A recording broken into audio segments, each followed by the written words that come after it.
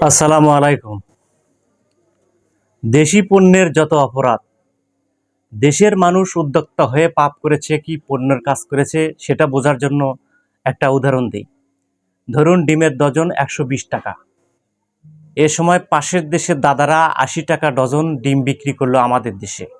ফলে আমাদের দেশের খামারিরা তাদের খামার বন্ধ করতে বাধ্য হলো। তো দাদারা কেন লস দিয়ে বিক্রি করলো?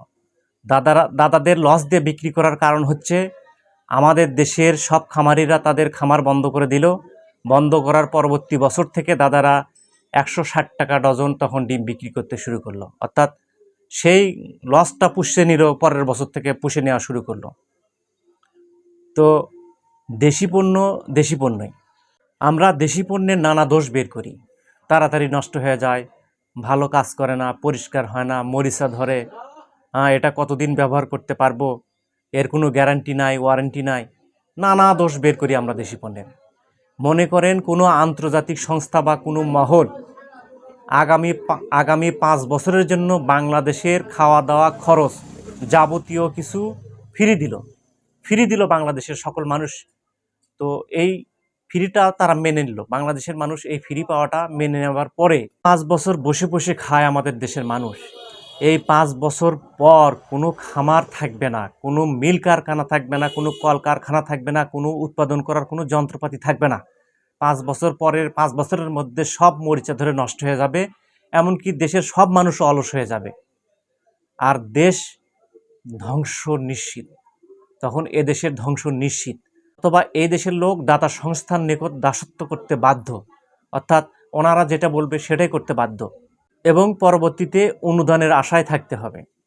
তাই দেশি পণ্যের যত দোষ থাকুক সেটা দেশি, তার কোনো মূল্য হয় না, সেটা একটা অমূল্য সম্পদ। অর্থাৎ আমাদের দেশি প্রতিষ্ঠানগুলো একটি অমূল্য সম্পদ। এটা অমূল্য সম্পদ বা বিষয়বস্তু দাঁড়িয়ে আছে দেশের বিভিন্ন প্রান্তরে, এবং এটি একটি ইবাদতের বড় মাধ্যম। দেশি উদ্যোক্তা প্রত্যেকে বিভিন্ন সেবা প্রদান করে, একে তো ব্যবসা করে, অন্যদিকে তারা ব্যাপক সওয়াবের ভাগীদার হয়। তা পরে বলছি, আগে বলি প্রত্যেক কাজ ইবাদতের মতো।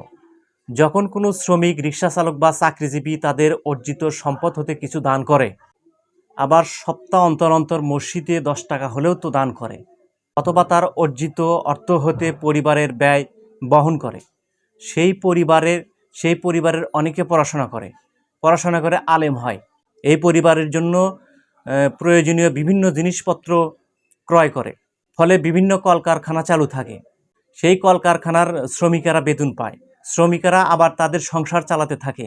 এভাবে অর্থনৈতিক চাকা সচল থাকে। অর্থনীতির এই চাকা সচল থাকাতে অনেক মানুষ নিজের পায়ে দাঁড়াতে পারে। ফলে ইসলামী শরিয়ার সকল কাজই হচ্ছে ইবাদতের সমান। উদ্যোক্তা তাদের কর্মকাণ্ডের জন্য ইবাদতের আরও বড় হকদার হতে পারে।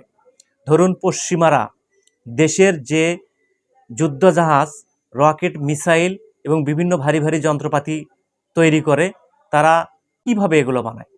তারা একটা মিসাইল রকেট বানাতে যত ব্যয় করে তার চেয়ে বেশি ব্যয় করে সেই রকেট নিয়ে গবেষণা বা তার অনুশীলন করতে।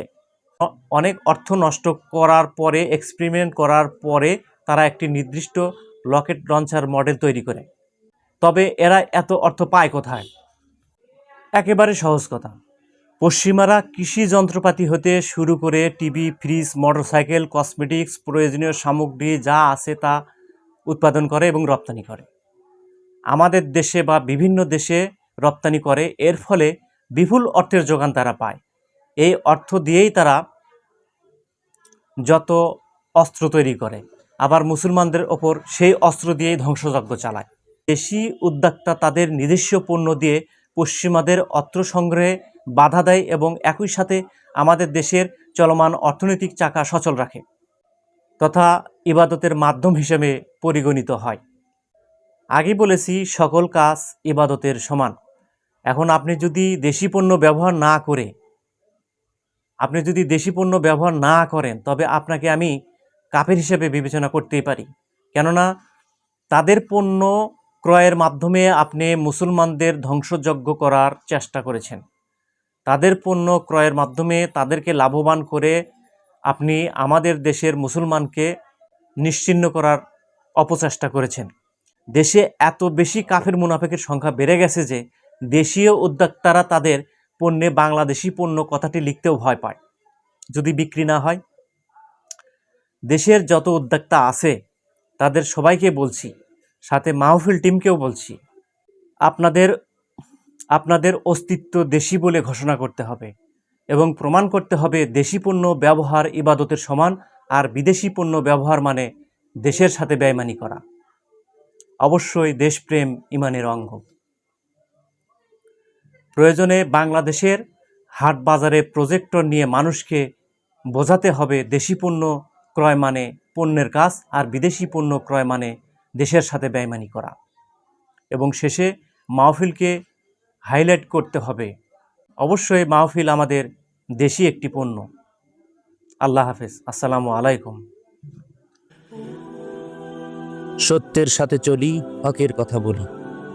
হক এন্টারটেইনমেন্ট আর্ট।